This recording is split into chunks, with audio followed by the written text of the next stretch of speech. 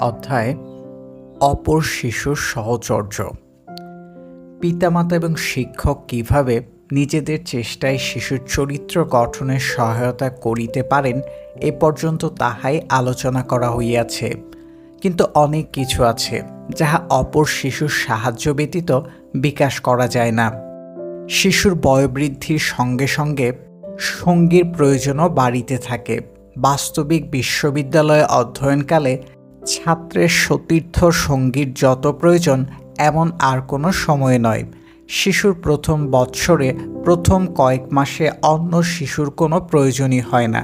শেষ 3 মাসে সামান্য সাহায্য করে মাত্র। এই সময় কিঞ্চিত অধিক বয়স্ক শিশুরা উপকারে আসে। পরিবারে প্রথম শিশু সাধারণত হাঁটিতে এবং কথা বলিতে শিখিতে বেশি সময় নেন, কারণ বয়স্ক ব্যক্তিদের কার্যকলাপ ও শক্তি তাহার তুলনায় এত বেশি যে তাহাদিগকে অনুসরণ করা কঠিন। 1 বৎসর বয়সের শিশুর কাছে 3 বৎসরের শিশুই বেশি অনুকরণযোগ্য, কারণ 3 বৎসরের শিশু যাহা করে ছোট শিশুও তাহা করিতে চায় এবং তাহার শক্তিও অসাধারণ বলিয়া মনে হয় না। শিশুদের নিকট অন্য শিশুরাই বেশি সমগোত্র, বয়স্ক ব্যক্তিরা নয়। অন্য শিশুরাই তাহাদের উচ্চাকাঙ্ক্ষা জাগ্রত করে, কাজে প্রেরণা দেয়। পরিবারেই কেবল ছোট শিশুরা অপেক্ষাকৃত বেশি বয়সের শিশুদের নিকট হইতে এরূপ শিক্ষার সুযোগ পায়। খেলার সময় যদি শিশুকে সঙ্গী নির্বাচন করিতে দেয়া হয়, তবে সে তাহার অপেক্ষা বেশি বয়সের শিশুকেই সঙ্গীরূপে বাছিয়া লইবে। ইহাতে তাহার অহমিকা বোধ তৃপ্ত হয়। সে যে উপরের স্তরের শিশুদের সমকক্ষ হইতে পারিয়াছে ইহা ভাবিয়া আনন্দ অনুভব করে। কিন্তু বয়স্ক শিশুরা আবার তাহাদের অপেক্ষা বেশি বয়সের ছেলেদের সঙ্গ কামনা করে। তাই দেখা যায় স্কুলে কি বস্তির রাস্তায় কি অন্যত্র প্রায় সমবয়সী ছেলেরাই একত্রে খেলে। অধিক বয়সের ছেলেরা ছোটদের সঙ্গে খেলিয়া আনন্দ পায় না। এইভাবে দেখা যায় কিঞ্চিত বেশি বয়সের শিশুদের সহচর্যে যে সুবিধা তাহা কেবল গৃহে লাভ করাই সম্ভবপর। কিন্তু ইহার একটি অসুবিধা এই যে প্রত্যেক পরিবারেই জ্যেষ্ঠ শিশু এই সুযোগ হইতে বঞ্চিত হয়। পরিবার যত ছোট হয় বড় শিশুর হারও তত কমিয়ে আসে। কাজেই এই অসুবিধা ক্রমে বাড়িয়াই চলে।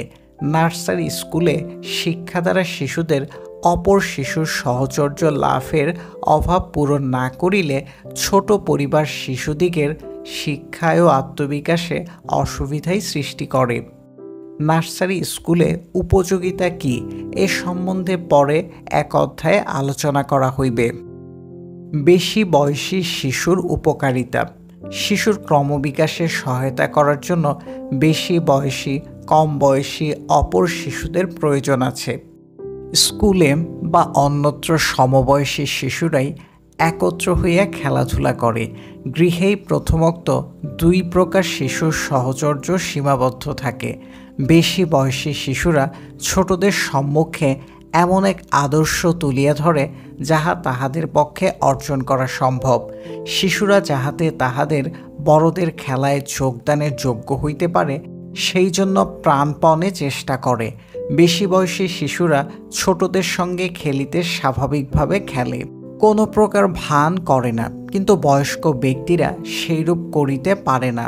তাহার কারণ বয়স্ক ব্যক্তির সঙ্গে শিশুর শক্তির সমতা নাই। সে নিজের সুখের জন্য শিশুর সঙ্গে খেলে না, শিশুকে আনন্দ দেওয়ার জন্যই খেলে। কাজেই তাহার পক্ষে ভান না করিয়া উপায় নাই। সে শিশুকে নিজের সমকক্ষ মনে করিতে পারে না, করা উচিত নয়। শিশু যেমন সহজে ও সানন্দে বড় ভাই বোনের অনুগত হয়, তেমন কোনো বয়স্ক ব্যক্তি হয় না। অবশ্য যদি অতিরিক্ত শাসন করা হয় তবে অন্য কথা। এইরূপ ক্ষেত্রে শিশু কৃতদাসের মতো বয়স্ক ব্যক্তির অনুগত হয়। ইহাতে শিশুর স্বতঃস্ফূর্ত আনন্দ থাকে না। অপরের অনুগত হইয়া কোনো কাজের সহযোগিতা করার অভ্যাস শিশুরা অপর শিশুর নিকট হইতে লাভ করে। বয়স্ক ব্যক্তিরা ইহা শিক্ষা দিতে গেলে 2টি অসুবিধা দেখা দেয়। প্রথম, তাহারা যদি জোর করিয়া সহযোগিতা আদায় করিতে না চান তবে শিশুদের মিথ্যা ভানকেই সত্য বলিয়া গ্রহণ করার ভান করিতে হইবে।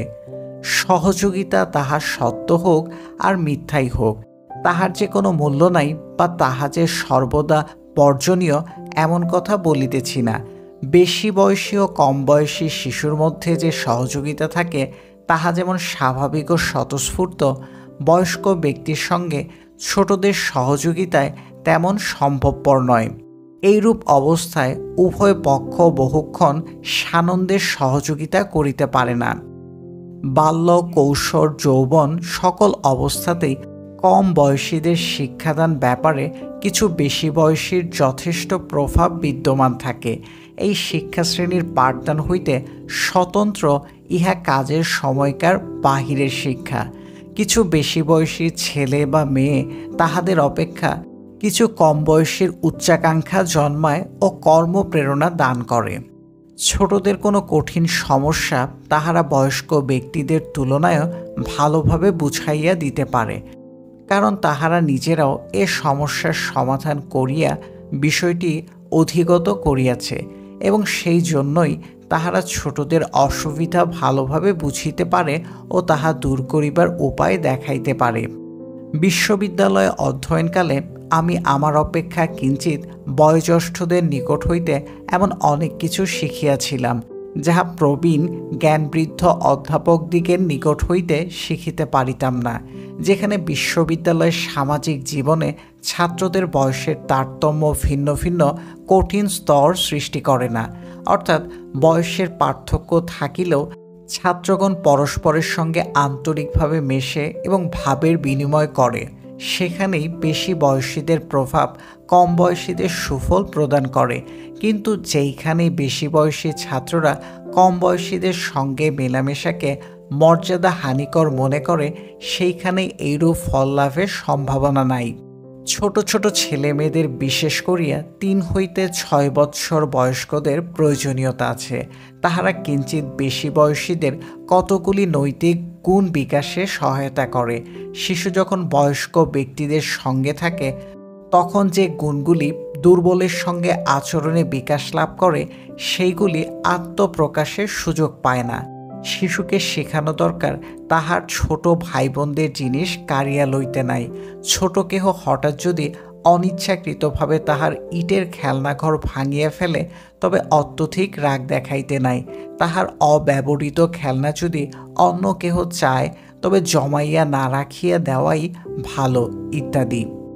তাহাকে শেখানো দরকার যে কচি শিশুকে অসতর্কভাবে বা শক্তভাবে ধরিয়া নাড়াচাড়া করিলে সে ব্যথা পায়। অনিচ্ছায় এইভাবে কোনো শিশুকে ব্যথা দিয়া কাঁদাইলে তাহার নিজেরও মনে কষ্ট অনুভব করা উচিত। এমনই ছোট শিশুকে রক্ষা করিতে বয়স্ক ব্যক্তিদিগকেও শক্ত কথা শোনানো বা ধমক দেয়া যায়, কিন্তু অন্য কোনো কারণে এরূপ করা শোভন হইবে না। এইরূপ অপ্রত্যাশিত আচরণ ছোটদের মনের উপর দাগ রাখিয়া যায়। এই সবই শিক্ষাপ্রদ, কিন্তু স্বাভাবিকভাবে এইরূপ সৃষ্টি না হইলে অন্য কোনো উপায়ে এই শিক্ষা দেওয়া চলে না। শিশুকে বস্তুনিরপেক্ষ সাধারণ নৈতিক উপদেশ দান সময়ের অপব্যবহার ও মূর্খতারই পরিচায়ক। শুধু বাস্তব ঘটনাই শিশুর কাছে সত্য, ঘটনাও স্বাভাবিকভাবে ঘটা চাই। বয়স্ক ব্যক্তিরা যাহা মনে করেন নৈতিক উপদেশ, শিশুর নিকট তাহার বিশেষ কোনো আকর্ষণ নাই। শিশু উপদেশ হইতে তেমন শেখে না যেমন শেখে উদাহরণ হইতে। এর জন্যই শিশুর নিকট উপদেশের অপেক্ষা উদাহরণের মূল্য বেশি। মিস্ত্রিকে কাজ করিতে দেখিলে শিশু তাহার কাজ অনুকরণ করে, কিন্তু তাহার পিতামাতাকে অন্যের সহিত ভদ্র সদয় ব্যবহার করিতে দেখিলে নিজেও তাহা অনুকরণ করিতে চেষ্টা করে। উভয় ক্ষেত্রে শিশু যাহা অনুকরণ করিতে চায় তাহা মর্যাদাকর মনে করে। আপনি নিজে যদি ছেলেকে মিস্ত্রির করাত খুব ভালোভাবে ব্যবহার করার উপদেশ দেন, কিন্তু যেমন তেমন করিয়া ব্যবহার করেন, তবে আপনার উপদেশ কার্যকরী হইবে না। আপনি যদি শিশুকে তাহার ছোট বোনের প্রতি সদয় ব্যবহার করিতে উপদেশ দেন, কিন্তু নিজেই তাহার উপর নির্দয় আচরণ করেন, তবে আপনার উপদেশ ব্যর্থ হইবে। যদি আপনার কোনো কাজের ফলে ছোট শিশু কাঁদে, যেমন নাক পরিষ্কার করিয়া দিতে গেলে কাঁদিতে পারে, তবে তাহার তুলনায় বেশি বয়সী শিশুদিগকে এইরূপ দাঁড়াইয়া আপনাকে নির্দয় আচরণ হইতে থামাইতে চেষ্টা করিতে পারে। আপনার আচরণে শিশুর মনে যদি এইরূপ ধারণা বদ্ধমূল হয় যে ছোট শিশুকে কাঁদাইয়া আপনি নিষ্ঠুরতার পরিচয় দিয়াছেন, তবে তাহার নিষ্ঠুরতার আবেগকে দমন করা আপনার পক্ষে সম্ভব হইবে না। সমবয়সীদের উপযোগিতা। বেশি বয়সী ও কম বয়সী শিশুদের প্রয়োজনীয়তা আছে, কিন্তু সমবয়সীদের প্রয়োজনীয়তা আরও বেশি। বিশেষত শিশুর 4 বৎসর বয়স হইতে আরম্ভ করিয়া বেশির দিকে সমবয়স্কদের সঙ্গে কিরূপ আচরণ করিতে হয় তাহা শেখা বিশেষ প্রয়োজন। জগতে যত কিছু অসমতা তার অধিকাংশই কৃত্রিম। আমাদের আচরণের ভিতর দিয়া এইগুলি দূর করিতে পারিলেই সর্বাপেক্ষা ভালো হইবে। ধনী লোকেরা নিজদিগকে তাহাদের পাচক অপেক্ষা শ্রেষ্ঠ মনে করেন এবং সমাজে যেরূপ আচরণ করেন পাচকের সঙ্গে সেইরূপ করেন না, কিন্তু তাহারাই আবার একজন ডিউকের তুলনায় নিজদিগকে নিকৃষ্ট মনে করেন এবং তাহাদের সঙ্গে আচরণে তাহাদের আত্মমর্যাদা বোধের অভাবই পরিলক্ষিত হয়। এই দুই জায়গাতেই তাহারা ভুল করেন। পাচক এবং ডিউক উভয়ের প্রতি একইরূপ ভাব পোষণ করা এবং একইরূপ আচরণ করা উচিত। যে যৌবনে বয়সের তারতম্য অনুসারে স্তরভেদ করা হয় তাহা কৃত্রিম নয়। এই জন্যই যে সামাজিক অভ্যাসগুলি পরবর্তীকালে কাজে লাগিবে তাহা সমবয়সীদের সঙ্গে মেলামেশার ফলে অর্জন করা উচিত। সামনে সামনে সকল খেলা এবং স্কুলের প্রতিযোগিতা ভালো জমে। স্কুলে যে সুনাম বা প্রতিষ্ঠা লাভ করে তাহা সে অর্জন করে নিজের চেষ্টায়। সে সকলের প্রশংসা লাভ করিতে পারে অথবা সকলের ঘৃণার পাত্র হইতে পারে। ইহা নির্ভর করে তার চরিত্র শক্তির উপর। স্নেহশীল পিতামাতার সন্তানকে অতিরিক্ত প্রশ্রয় দিয়া আদুরে গোপাল সৃষ্টি করেন। এইরূপ ক্ষেত্রে ছেলে আত্মশক্তি প্রকাশে বিশেষ উৎসাহিত হয় না। সন্তানের প্রতি স্নেহশীল পিতামাতা এমন কঠোর পরিবেশ সৃষ্টি করেন সেখানে শিশুর শত প্রবৃত্ততা রুদ্ধ হইয়া যায়। কাজেই দেখা যায় অতিরিক্ত স্নেহ প্রদর্শনের ফলে যেসব শিশুর কর্মশক্তি লোপ পায়, অতিরিক্ত কঠোরতার ফলেও তেমনি তাহার স্বেচ্ছাপ্রণোদিত কাজের উৎসাহ ও উদ্যম নষ্ট হইয়া যায়। সমবয়সীরাই কেবল মুক্ত প্রতিযোগিতায় এবং সমানভাবে সহযোগিতার ভিতর দিয়া শিশুদের কাজে স্বতঃস্ফূর্ত আনিতে পারে। স্বেচ্ছাচারিতা না দেখাইয়াও কিভাবে আত্মসম্মান বজায় রাখা যায়, হীনতা প্রকাশ না করিয়া কিভাবে অন্যের প্রতি ভদ্র ব্যবহার করা যায়, সমবয়সীদের সঙ্গে আচরণের মাধ্যমেই তাহা ভালোভাবে শিক্ষা করা যায়। এই জন্য শিশুরা ভালো স্কুলের সদাচরণ শিক্ষার যে সুবিধা পায়, পিতামাতা হাজার চেষ্টা করিয়াও বাড়িতে তাহা দিতে পারেন না। শিশু ও কিশোরের জীবনে সমবয়সীদের প্রয়োজনীয়তার সম্বন্ধে বলা হইল। আরও কয়েকটি কারণে তাহাদের সঙ্গলাভ একান্ত আবশ্যক। শিশুর দেহ ও মনের সুস্থ বিকাশের জন্য খেলা অত্যাবশ্যক, কিন্তু প্রথম বৎসরের পর শিশু অন্য ছেলেমেয়েদের সঙ্গে না হইলে খেলিয়া আনন্দ পায় না। খেলিতে না পাইলে শিশু হয় দুর্বল। জীবনের আনন্দের আস্বাদ সে পায় না। আনন্দই শিশুর জীবন রসায়ন। ইহা হইতে বঞ্চিত হওয়ায় তাহার মনে উৎকণ্ঠা বাড়িয়া উঠিতে থাকে। অবশ্য শিশুকে 3 বৎসর বয়স হইতেই একটি বিদেশি ভাষা শিখাইতে আরম্ভ করিয়া সকল প্রকার বাল্যসুলভ চপলতা হইতে দূরে সরাইয়া রাখা যায়, যেমন ঘটিয়াছিল জন স্টুয়ার্ট মিলের জীবনে। কেবল জ্ঞান সঞ্চয়ের দিক হইতে বিবেচনা করিলে ইহার ফল ভালোই হয় বলিতে হইবে, কিন্তু সকল দিক বিবেচনা করিয়া এই প্রণালীর প্রশংসা করা যায় না। মিল তাহার আত্মজীবনীতে বলিয়াছেন, কৈশোরের এক সময়ে তাহার মনে দারুণ উৎকণ্ঠা উপস্থিত হইয়াছিল এই ভাবিয়া যে নানা সুরের সংমিশ্রণ কোনো না কোনো সময় শেষ হইয়া যাইবে, তখন তো আর নতুন গান রচনা করা চলিবে না। এই দুশ্চিন্তায় তিনি আত্মহত্যা করার উপক্রম করিয়াছিলেন।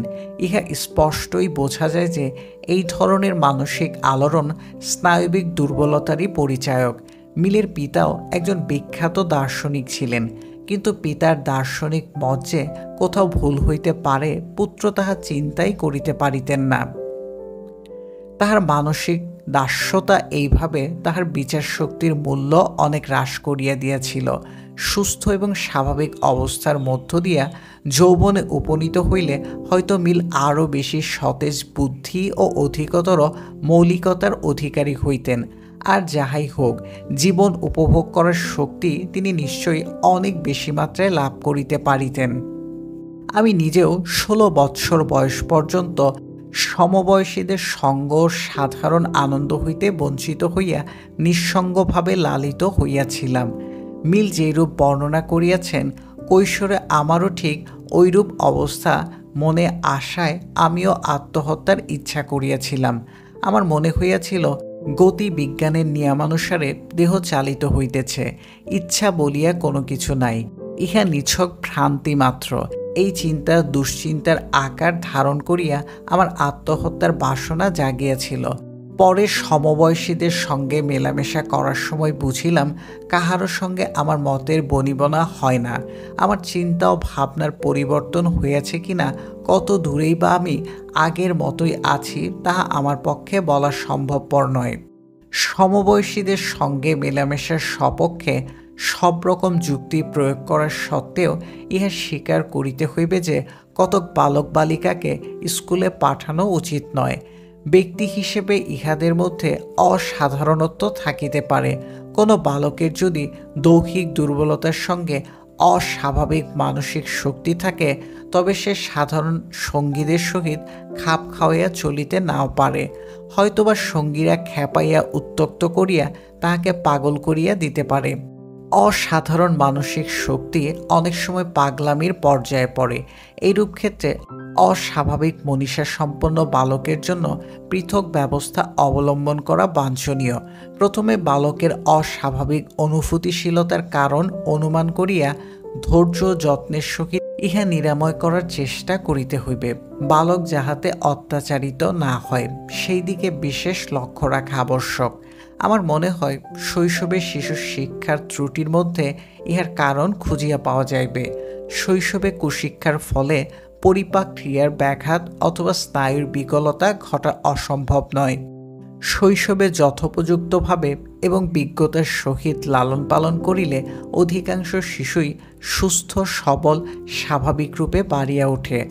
অন্য শিশুদের সঙ্গ তাহাদের দেহের এবং মনের বিকাশে অনুকূল অবস্থায় সৃষ্টি করে, তবে খুব অল্প সংখ্যক ক্ষেত্রে হয়তো ব্যতিক্রম দেখা দিতে পারে।